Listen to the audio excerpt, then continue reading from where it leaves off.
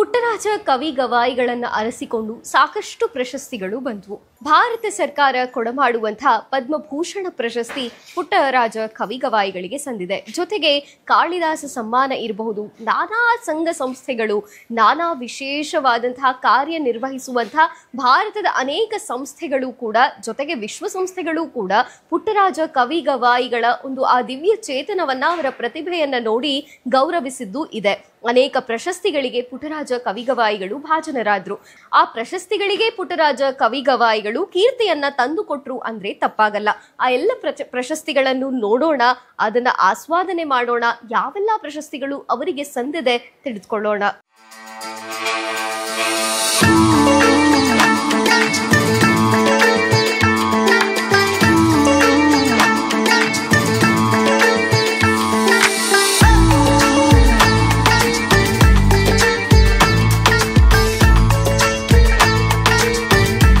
ವೀರೇಶ್ವರ ಪುಣ್ಯಾಶ್ರಮ ಜಗದ್ವಿಖ್ಯಾತ. ಇಲ್ಲಿ ಸಾಂಸ್ಕೃತಿಕ ಪರಂಪರೆಗೆ ದೊಡ್ಡದಾದಂತಹ ಇತಿಹಾಸವೇ ಇದೆ. ಸಂಗೀತವಿರಬಹುದು, ನಾಟಕ ಕಲೆಗಳಿರಬಹುದು, ಜೊತೆಗೆ ಸಾಹಿತ್ಯ ಕ್ಷೇತ್ರದಲ್ಲಿಯೂ ಈ ಹಿಂದಿದ್ದಂತಹ ಎಲ್ಲ ಮಹನೀಯರು ಜಗತ್ತಿಗೆ ಅಪಾರ ಕೊಡುಗೆಯನ್ನ ನೀಡಿದ್ದಾರೆ. ಆದರೆ ಈ ಎಲ್ಲ ಕೊಡುಗೆಗಳನ್ನು ಕ್ರೋಢೀಕರಿಸಿ ಒಂದು ಪ್ರಬಂಧವನ್ನ ಮಂಡಿಸಬೇಕಾದ್ರೆ ಅದು ಕೇವಲ ಕೆಲಸ ಅಲ್ಲ, ಅದೊಂದು ಸಾಹಸ. ಅಂತಹ ಸಾಹಸವನ್ನು ಮಾಡಿದಂತಹ ಒಬ್ಬ ವ್ಯಕ್ತಿ ನಮ್ಮ ಜೊತೆಗಿದ್ದಾರೆ, ಸ್ಪೆಷಲ್ ಪರ್ಸನ್. ಅವರನ್ನ ಪರಿಚಯಿಸ್ತೀನಿ. ಜೊತೆಗೆ ಈ ಒಂದು ಸಂದರ್ಶನದ ಮುಖ್ಯ ಉದ್ದೇಶ ಅಂತಂದ್ರೆ, ಇಷ್ಟು ದೊಡ್ಡದಾದಂತಹ ಗದುಗಿನ ಶ್ರೀ ವೀರೇಶ್ವರ ಪುಣ್ಯಾಶ್ರಮದ ಸಾಂಸ್ಕೃತಿಕ ಪರಂಪರೆಯನ್ನ ಅವರು ತಮ್ಮ PhD ವಿಷಯವಾಗಿ ಆಯ್ಕೆ ಮಾಡಿಕೊಂಡು ಮಹಾಪ್ರಬಂಧವನ್ನ ಮಂಡಿಸಿ ಕೇವಲ 4 ವರ್ಷಗಳಲ್ಲಿ ಅವರು ಪೂರ್ಣ ಮಾಡಿದ್ರಂತೆ.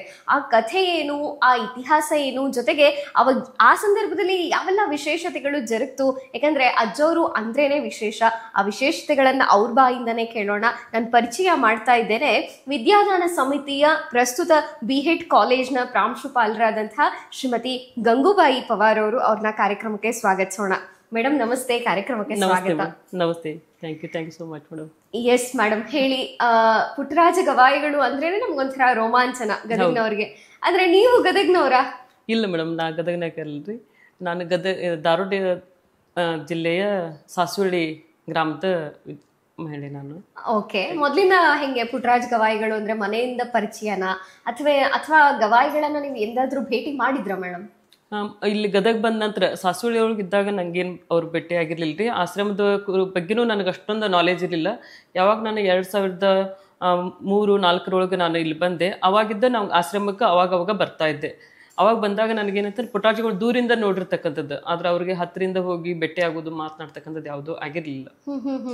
ಆದ್ರೂ ಕೂಡ ನೀವು ಅಂದ್ರೆ ನಾನ್ ಕೇಳ್ಪಟ್ಟೆ ನೀವು ಕನ್ನಡದಲ್ಲಿ ನಿಷ್ಣಾತರು ಅಂತ ಹೇಳಿ, ತಮ್ಮ ಪದವಿ ಕೂಡ ಕನ್ನಡದಲ್ಲಿ ಆಗಿದೆ.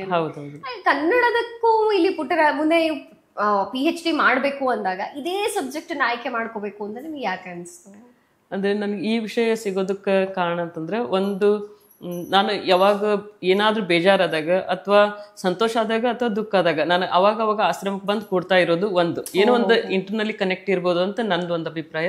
ಅದ್ರ ಜೊತೆಗೆ ನಾನು MEdದಲ್ಲಿ 2012ರಲ್ಲಿ ನಾನು MEd ಮಾಡಿರ್ಬೇಕಾದಾಗ ಅವಾಗೂ ಕೂಡ ಒಂದು ಡೆಸರ್ಟೇಷನ್ ವರ್ಕ್ ಅಂತ ಇರುತ್ತೆ.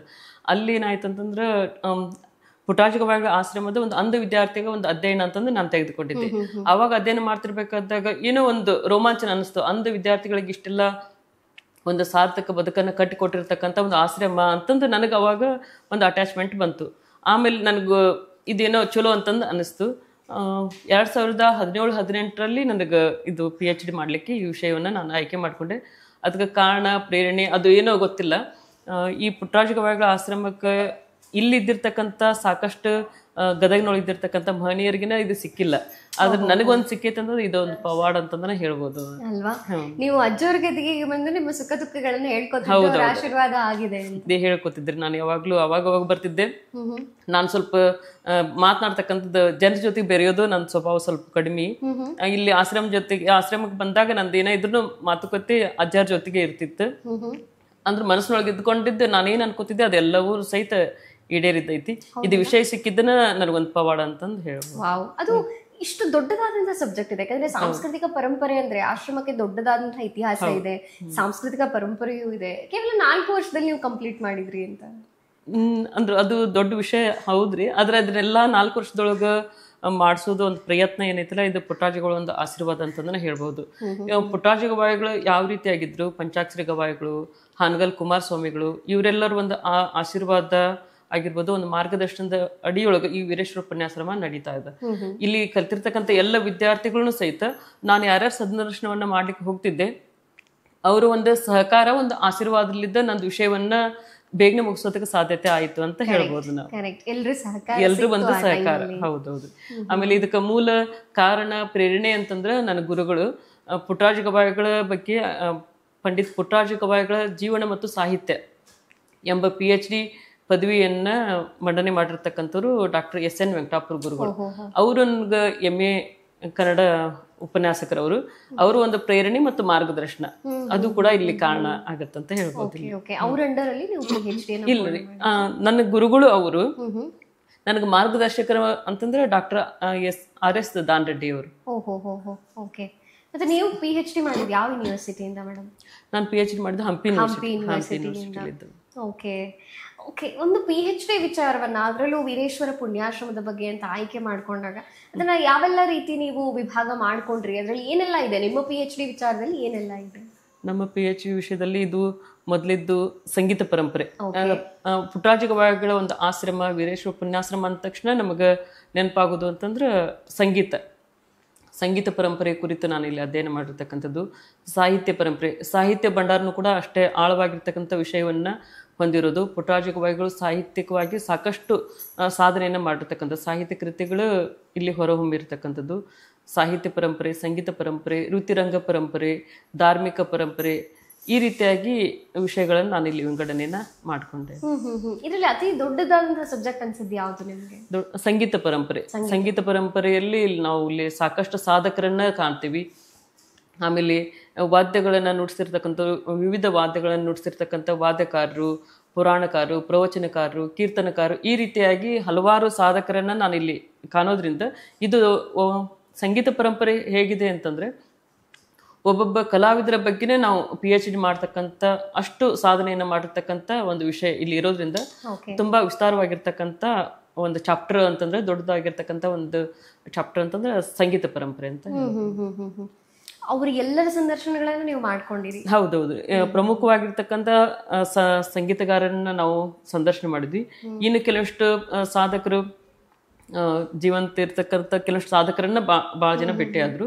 ಇನ್ನು ಕೆಲವಷ್ಟು ವಿಷಯಗಳನ್ನ, ಅವರ ಪುಸ್ತಕಗಳನ್ನ ಓದಿ ಅವರ ಒಂದು ವಿಷಯಗಳನ್ನ ಇಲ್ಲಿ ದಾಖಲಿಸ್ತಕ್ಕಂಥ ಒಂದು ಪ್ರಯತ್ನವನ್ನ ಮಾಡಿದ್ವಿ. ಓಕೆ. ಇನ್ನು ಪುಟ್ಟರಾಜ ಗವಾಯಿಗಳು ಅಂದ್ರೆ ಒಬ್ಬೊಬ್ಬರಿಗೆ ಒಂದೊಂದು ರೀತಿ, ಒಬ್ಬರಿಗೆ ದೇವರು, ಒಬ್ಬರಿಗೆ ದೈವ, ಒಬ್ಬರಿಗೆ ಗುರು, ಹೀಗೆ ಅನೇಕ ರೀತಿಯಲ್ಲಿ ನೋಡ್ತಾರೆ. ಮತ್ತೆ ಅವರನ್ನ ಸೇವೆ ಮಾಡೋದ್ರಲ್ಲೂ ವಿವಿಧ, ಯಾಕಂದ್ರೆ ಸಂಗೀತಗಾರರೆಲ್ಲ ಅವರ ಸಂಗೀತದ ಮುಖೇನವೇ ಸೇವೆಯನ್ನ ಮಾಡ್ತಾರೆ. ಹಾಗಾಗಿ ಅವರ ಆಶೀರ್ವಾದ ಒಬ್ಬೊಬ್ಬರಿಗೆ ಒಂದೊಂದು ರೀತಿ ಲಭಿಸಿದೆ. ನಿಮಗೆ ನೀವು PhD ಮಾಡುವಂತಹ ಸಂದರ್ಭದಲ್ಲಿ ಇಲ್ಲಪ್ಪ ಇದು ಗುರುಗಳ ಆಶೀರ್ವಾದ ಇಲ್ಲದೆ ಇದ್ರೆ ಸಾಧ್ಯವೇ ಆಗ್ತಿರ್ಲಿಲ್ಲ, ಅಷ್ಟು ದೊಡ್ಡ ಕೆಲಸ ಆಗೋಯ್ತು, ಪವಾಡನೇ ನಡೀತು ಅನ್ನೋಂಥದ್ದೇನಾರು ಇದೆಯಾ? ಹೌದು, ಇದು ಒಂದು ಪವಾಡ ಅಂತಾನೆ ಹೇಳ್ಬೋದು. ಯಾಕಂತಂದ್ರೆ ಇದು ನನ್ನ ಒಂದು ಕೆಲಸದ ಒತ್ತಡದೊಳಗೆ ನಾನು ಬಾಹ್ಯವಾಗಿರ್ತಕ್ಕಂಥ ವಿದ್ಯಾರ್ಥಿಯಾಗಿದ್ದೆ. ಹಂಪಿ ವಿಶ್ವವಿದ್ಯಾಲಯದಿಂದ ನಾನು B.Ed ಕಾಲೇಜಿನ ಪ್ರಾಚಾರ್ಯಳಾಗಿ ಅಲ್ಲಿ ಸಾಕಷ್ಟು ಜವಾಬ್ದಾರಿಗಳು ಇರ್ತಿದ್ದು. ಅದ್ರ ಜೊತೆಗೆ ಇಷ್ಟು ವಿಸ್ತಾರವಾಗಿರ್ತಕ್ಕಂಥ ವಿಷಯವನ್ನು ಆಯ್ಕೆ ಮಾಡಿಕೊಂಡಾಗ ಎಲ್ಲರನ್ನ ಭೇಟಿಯಾದಾಗ ಸಾಕಷ್ಟು ವಿಷಯಗಳನ್ನ ಹೇಳ್ತಾ ಇದ್ರು. ಆಮೇಲೆ ಪುಸ್ತಕಗಳು ಸಹಿತ ಅಷ್ಟು ನನಗೆ ಆಶ್ರಮದಲ್ಲಿ ಇರಲಾರ್ದಂಥ ಪುಸ್ತಕಗಳು ಆಗಿರ್ಬೋದು, ನನಗೆ ನಿಲುಕಲಾರ್ದ ಪುಸ್ತಕಗಳು ಸಹಿತ ಆ ಸನ್ನಿವೇಶದಲ್ಲಿ ಪುಸ್ತಕಗಳು ಒದಗಿದ್ದು ಆ ವಿಷಯಗಳ ಸಹಿತ ಪ್ರತಿಯೊಬ್ಬರನ್ನು ಸಹಿತ ಪುಟ್ಟರಾಜ ಗವಾಯಿಗಳ ಬಗ್ಗೆ, ನೀವು ವೀರೇಶ್ವರ ಉಪನ್ಯಾಶ್ರಮದ ಬಗ್ಗೆ PhD ಮಾಡ್ತಾ ಇದ್ದೀರಾ, ನಾನು ಹೇಳ್ತೀನಿ ವಿಷಯವನ್ನ, ನೀವು ಬರೀರಿ, ಭಾಳ ಖುಷಿ ಆಯ್ತು ನಮಗಂತಂದು ಎಲ್ಲರೂ ಪ್ರತಿಯೊಬ್ರು ಒಂದು ಸಣ್ಣ ಮಗುವಿನಿಂದ ಹಿಡಿದುಕೊಂಡು ಅಜ್ಜಾರ್ವರೆಗೂ ಸಹಿತ ನಮಗ ಸಹಕಾರವನ್ನ, ಮಾರ್ಗದರ್ಶನವನ್ನ ಮಾಡಿದ್ರು. ಪುಸ್ತಕಗಳು ಒದಗೋದಾಗಿರ್ಬೋದು, ಮಾಹಿತಿಯನ್ನ ನೀಡೋದಾಗಿರ್ಬೋದು, ಮಾರ್ಗದರ್ಶನವನ್ನ ಮಾಡೋದಾಗಿರ್ಬೋದು, ಯಾರೂ ಸಹಿತ ನಾನು ಹೇಳುವುದಿಲ್ಲ ಅಂತಕ್ಕಂಥದ್ದು ಯಾವುದು ನಕಾರಾತ್ಮಕವಾಗಿರ್ತಕ್ಕಂಥ ವಿಚಾರಗಳು ಇಲ್ಲಿ ನಡೀಲೇ ಇಲ್ಲ. ಪ್ರತಿಯೊಂದು ಎಲ್ಲಿ ಹೋಗ್ತೀನಿ ಅಲ್ಲಿ ಒಂದು ಧನಾತ್ಮಕವಾಗಿರ್ತಕ್ಕಂಥದ್ದು, ಸಕಾರಾತ್ಮಕವಾಗಿರ್ತಕ್ಕಂಥ ವಿಚಾರಗಳನ್ನೇ ನನಗೆ ಒದಗ್ತಾ ಇದ್ದು. ಓಕೆ ಮೇಡಮ್, ಇನ್ನು ಈ ವಿಚಾರವನ್ನು ಆಯ್ಕೆ ಮಾಡ್ಕೊಂಡು PhD ಮಹಾಪ್ರಬಂಧವನ್ನೇನೋ ಮಂಡಿಸಿದ್ರಿ, ಇದು ಎಲ್ಲರ ಕೈ ತಲುಪೋದು ಯಾವಾಗ? ಇದನ್ನ ಪುಸ್ತಕ ರೂಪದಲ್ಲಿ ಏನಾದ್ರು ತರುವಂತ ಪ್ರಯತ್ನ ನಡೀತಿದ್ಯಾ? ಇಲ್ಲ, ತರೋದಂತ ಪ್ರಯತ್ನ ನಡೆದಿದ್ರಿ ಮೇಡಮ್. ಆದಷ್ಟು ಲಗುನ ಇದನ್ನ ಪ್ರಕಟಣೆ ಮಾಡಬೇಕು ಒಂದು ವಿಚಾರ. ಓಕೆ, ಎಷ್ಟು ಪುಟಗಳ ಪುಸ್ತಕ ನಾವು ನಿರೀಕ್ಷೆ ಮಾಡಬಹುದು? ಇದು ನಾನು ಬರ್ದಿರ್ಬೇಕಾದಾಗ ಪ್ರಾರಂಭದೊಳಗೆ ಇದನ್ನ ಅದ ಹೇಳಿದಿಲ್ಲ, ನಾನು ನಿಮ್ಗೆ ಬಹಳ ವಿಸ್ತಾರವಾಗಿರ್ತಕ್ಕಂಥ ವಿಷಯವನ್ನು ಒಳಗೊಂಡಿರ್ತಕ್ಕಂಥದ್ದು ಇದು PhD ಮಹಾಪ್ರಬಂಧ. ಒಟ್ಟು 450ಕ್ಕಿಂತ ಹೆಚ್ಚಿನ ಪುಟಗಳು ಇದ್ದದ್ದನ್ನ ನಾನು 325 ಪುಟಗಳಿಗೆ ಸಂಕುಚಿತಗೊಳಿಸಲಾಯಿತು. 325 ಪುಟಗಳ ಹೊಂದಿರತಕ್ಕಂಥ 100 ಪುಟದ ಪುಸ್ತಕ ನಮ್ ಕೈಗೆ ಸೇರುತ್ತೆ ಬಹಳ ಬೇಗನೆ ಸೇರುತ್ರಿ. ಖಂಡಿತ ಮೇಡಮ್. ಇನ್ನು ಪುಟ್ಟರಾಜ ಕವಿ ಗವಾಯಿಗಳು ಅಂದ ತಕ್ಷಣ ಅವ್ರ ಬೇರೆ ಬೇರೆ ಬದುಕಿನಲ್ಲಿ ಪವಾಡಗಳನ್ನ ನೋಡಿದಂತಹ ಅನೇಕ ಜನರಿದ್ದಾರೆ. ನಿಮ್ ಬದುಕಿನಲ್ಲೂ ಯಾವ್ದಾದ್ರು ಮ್ಯಾಜಿಕ್ ಅನ್ನೋ ಅಂತದ್ದು ಗವಾಯಿಗಳಿಂದ ಆಯ್ತಾ?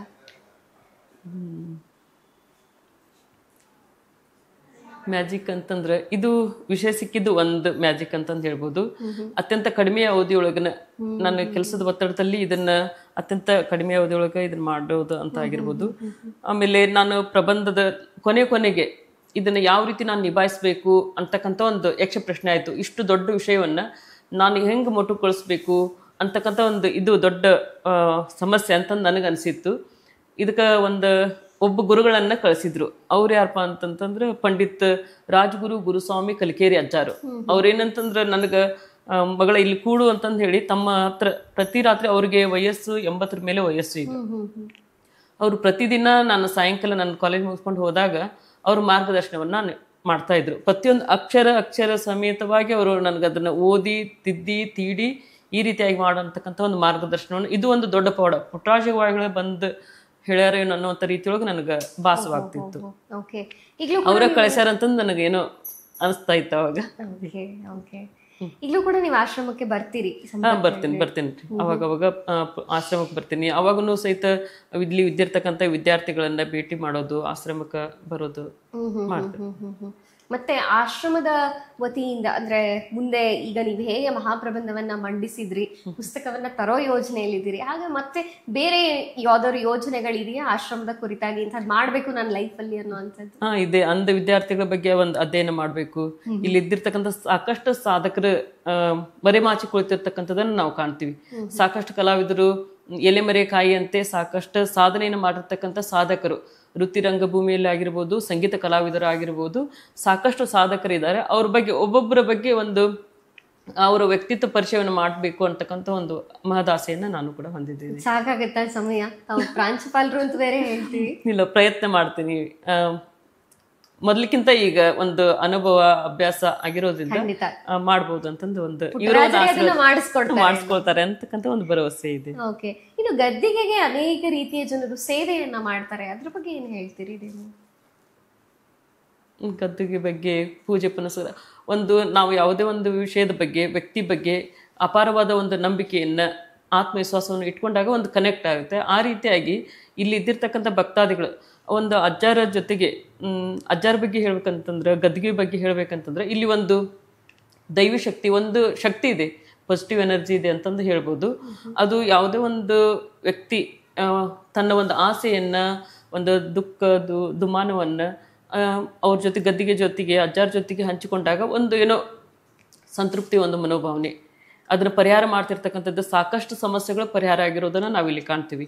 ಇಲ್ಲಿ ನಾವೆಲ್ಲ ಸದೃಢವಾಗಿರ್ತಕ್ಕಂಥವ್ರನ್ನ ನಾವು ಇನ್ನೊಬ್ಬರ ಮೇಲೆ ಡಿಪೆಂಡ್ ಆಗಿರೋದನ್ನ, ಅವಲಂಬನೆ ಆಗಿರ್ತಕ್ಕಂಥದ್ದನ್ನ ನಾವು ನೋಡ್ತೀವಿ.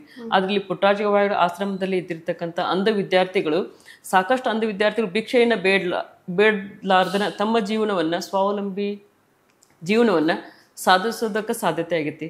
ಸಾಕಷ್ಟು ಪಾಲಕರಿಗೆ ಒಂದು ನೆರಳಾಗಿ ಇರ್ತಕ್ಕಂಥವ್ರು ಅಂತಂದ್ರೆ ಒಂದು ಪುಟ್ಟರಾಜ ಗವಾಯಿಗಳ ಒಂದು ಗದ್ದಿಗೆ ಅಂತ ಹೇಳ್ಬೋದು. ಒಂದು ನಂಬಿಕೆ, ಅವ್ರ ಒಂದು ಆಶೀರ್ವಾದ, ಅವ್ರೇನೋ ಇದ್ದಾರ ಅನ್ನುವಂಥ ಅಲ್ಲಿ ಒಂದು ಶಕ್ತಿ ಅವರಲ್ಲಿ ಇದೆ, ಆ ಗದ್ದಿಗೆಯಲ್ಲಿ ಇದೆ ಅಂತಂದು ನಾವಿಲ್ಲಿ ಹೇಳ್ಬೋದು. ಖಂಡಿತ. ಇನ್ನು ಸಂಗೀತ ಪರಂಪರೆ ದೊಡ್ಡದು, ಆ ಭಾಗವನ್ನ ನೀವು ಹೇಳಿದ್ರಿ, ಅದ್ರ ಬಗ್ಗೆ ನಾನು ಸ್ಟಡಿ ಮಾಡಿದೆ ಅಂತ. ಇನ್ನು ಸಾಹಿತ್ಯ ಪರಂಪರೆ ಬಗ್ಗೆ ಮಾತಾಡೋದಾದ್ರೆ ಹೇಗಿದೆ ಇಲ್ಲಿನ ವೀರೇಶ್ವರ ಪುಣ್ಯಾಶ್ರಮದ ಸಾಹಿತ್ಯ ಪರಂಪರೆ? ವೀರೇಶ್ವರ ಪುಣ್ಯಾಶ್ರಮದ ಒಂದು ಸಾಹಿತ್ಯ ಪರಂಪರೆಯನ್ನು ನಾವು ನೋಡೋದಾದ್ರೆ, ಪುಟ್ಟರಾಜ ಗವಾಯಿಗಳು ಹಲವಾರು ಪುರಾಣಗಳನ್ನ ಬರೆದ್ರು, ನಾಟಕಗಳನ್ನ ಬರೆದ್ರು.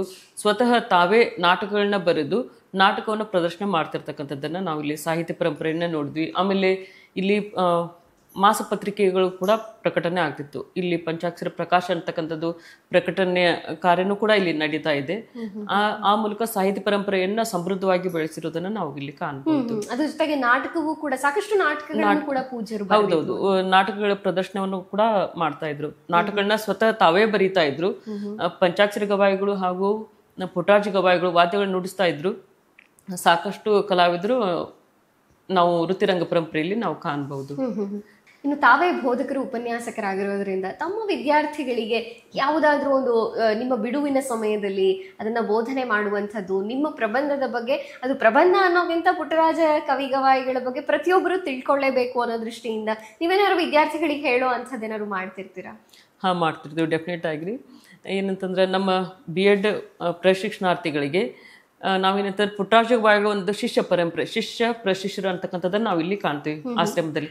ಅದೇ ರೀತಿಯಾಗಿ ನಮ್ಮ BEd ಮಹಾವಿದ್ಯಾಲಯದಲ್ಲಿ ಪ್ರಶಿಕ್ಷಣಾರ್ಥಿಗಳು ಅಂತಂದು ಕರಿತೀವಿ. ಏನಂತಂದ್ರೆ ಅವರು ಸಹಿತ ವಿದ್ಯಾರ್ಥಿಗಳನ್ನ ನಿರ್ಮಾಣ ಮಾಡ್ತಿರ್ತಕ್ಕಂಥವ್ರು. ಒಂದು ಪರಂಪರೆ, ಒಂದು ಸಂಸ್ಕಾರವನ್ನು ನಾವು ಪುಟ್ಟರಾಜ ಗವಾಯಿಗಳ ಆಶ್ರಮದಲ್ಲಿ ಕಾಣ್ತೀವಿ. ಆಮೇಲೆ ನಮ್ಮ ಸಿಲೆಬಸ್ದಲ್ಲಿ BEd ವಿದ್ಯಾರ್ಥಿಗಳಿಗಾಗಿನ ಫೀಲ್ಡ್ ವರ್ಕ್, ಕ್ಷೇತ್ರ ಅಧ್ಯಯನ ಅಂತಂದಿರುತ್ತೆ. ಅವಾಗೆಲ್ಲ ನಾವು ಪುಟ್ಟರಾಜ ಗವಾಯಿಗಳ ಆಶ್ರಮಕ್ಕೆ ಹೋಗಿ ನೀವು ಅಂಧ ವಿದ್ಯಾರ್ಥಿಗಳ ಬಗ್ಗೆ ನೀವು ಅಧ್ಯಯನ ಮಾಡಿರಿ, ಅಲ್ಲಿ ಕಲಾವಿದರನ್ನು ಭೇಟಿ ಮಾಡಿರಿ, ಈ ರೀತಿಯಾಗಿ ಅವ್ರ ಸಂದರ್ಶನವನ್ನು ಮಾಡೋದ್ರ ಮೂಲಕ ಕ್ಷೇತ್ರ ಅಧ್ಯಯನವನ್ನು, ಆಮೇಲೆ ಸಾಕಷ್ಟು ಸಾಹಿತ್ಯಿಕವಾಗಿರ್ತಕ್ಕಂಥ ವಿಚಾರಧಾರೆಗಳನ್ನ ದಾಖಲೆ ಮಾಡ್ತಿರ್ತಕ್ಕಂಥ ಒಂದು ಪ್ರಯತ್ನವನ್ನ ಮಾಡ್ತಾ ಬಂದಿದ್ದೀವಿ. ಓಕೆ. ಮುಂಬರುವ ಯೋಜನೆ ಬಗ್ಗೆ ತಾವು ಹೇಳಿದ್ರಿ. ತಮ್ಮ ಯೋಜನೆಗಳೆಲ್ಲವೂ ಕೈಗೂಡ್ಲಿ, ಇನ್ನಷ್ಟು ಹೆಚ್ಚಿನ ಕೆಲಸವನ್ನ, ಸಮಾಜ ಸೇವೆಯನ್ನ, ಜೊತೆಗೆ ವೀರೇಶ್ವರ ಪುಣ್ಯಾಶ್ರಮದ ಸೇವೆಯನ್ನ ಪೂಜ್ಯರು ತಮ್ಮಿಂದ ಮಾಡಿಸ್ಲಿ ಅಂತ ನಾವು ಕೂಡ ಆಶಿಸ್ತೀವಿ. Thank you so much madam. Yes madam, ಈ ಸಂದರ್ಶನದಲ್ಲಿ ಭಾಗವಹಿಸಿದ್ದೀರಿ. ನಿಮ್ಮ ಮುಖೇನ ಸಾಕಷ್ಟು ಜನರಿಗೆ ಇದೊಂದು ಸಬ್ಜೆಕ್ಟ್ ಆಗಲಿ, ಈ ಸಬ್ಜೆಕ್ಟನ್ನು PhD ಸಬ್ಜೆಕ್ಟ್ ಆಗಿ ತಗೊಳ್ಳಿಕ್ಕೆ ಪ್ರೇರಣೆ ಆಗಲಿ. ವಿಶೇಷವಾಗಿ ನಿಮಗೆ ಧನ್ಯವಾದಗಳು. ಧನ್ಯವಾದಗಳು ಮೇಡಮ್, ನಿಮಗೂ ಕೂಡ. ವೀಕ್ಷಕರೇ, ವೀರೇಶ್ವರ ಪುಣ್ಯಾಶ್ರಮದ ಸಾಂಸ್ಕೃತಿಕ ಪರಂಪರೆಯ ಬಗ್ಗೆ ಮಹಾಪ್ರಬಂಧವನ್ನ ಮಂಡಿಸಿದಂಥ ಶ್ರೀಮತಿ ಗಂಗೂಬಾಯಿ ಪವಾರ್ ಅವರು ತಮ್ಮ ಅನುಭವಗಳನ್ನ, ಮಹಾಪ್ರಬಂಧವನ್ನ ಮಂಡಿಸುವ ಸಂದರ್ಭದಲ್ಲಿ ಅವರಿಗೆ ಆದಂತಹ ವಿಶೇಷ ಅನುಭವಗಳನ್ನ ನಮ್ಮ ವಾಹಿನಿಯಲ್ಲಿ ಹಂಚಿಕೊಂಡಿದ್ದಾರೆ. ಇದಾಗಿತ್ತು ಈ ಹೊತ್ತಿನ ವಿಶೇಷ. ನೋಡ್ತಾ ಇರಿ ಅಶ್ವಮಂದಿರ. ಇದಾಗಿತ್ತು ಈ ಹೊತ್ತಿನ ವಿಶೇಷ. ನೋಡ್ತಾ ಇರಿ ಅಶ್ವವೇಗ ಸುದ್ದಿವಾಹಿನಿ. ಇದು ಸತ್ಯಾನ್ವೇಷಣೆಯ ಓಟದಲ್ಲಿ.